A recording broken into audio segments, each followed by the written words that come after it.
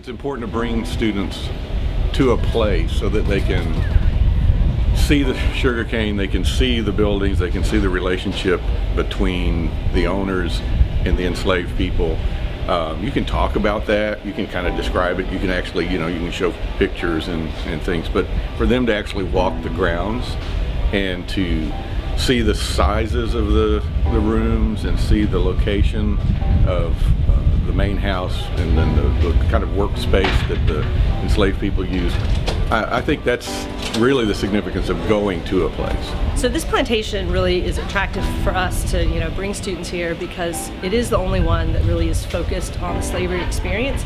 So you can kind of start with the way it looks from a slave's point of view instead of from the owner's point of view. So to be able to experience that instead of the way that the Old South is usually kind of romanticized, this doesn't give a romanticized picture at all. There were two things that really stood out to me, and it was one, how many people were on this plantation alone. Like there were a ton of children that died that were here, and that's not even all of what they had. And then he emphasized a lot how everyone contributed to slavery. It can't be pointed to one type of people. I thought that was interesting because you typically associate slavery with one race or one type of people. I didn't really know how brutal it was until actually looking at it and seeing it for myself. But he talked about unity. I think that's a big thing. Because when they gave different incentives to different slaves, it kind of made everybody kind of fend for themselves. But if they would have came together and kind of banded together, things would have been a lot different. But it's easy to separate people when you put them in bad situations like that. So incentivizing them to do certain things and not get along with certain people to a point. Never to the point to where they want to kill each other here, but just enough to keep them a little suspicious and a little ununified.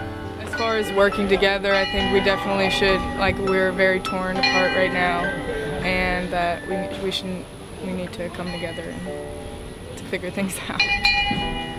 I think I'll take away probably the memorials to the slaves.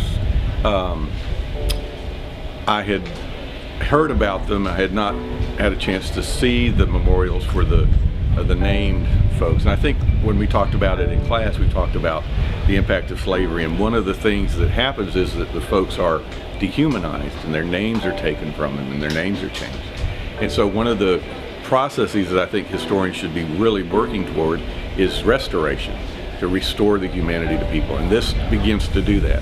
So these were real people, these were children, they were families, they had names, here's where they were from. They're not just anonymous field hands out here working, and that's the advantage, I think.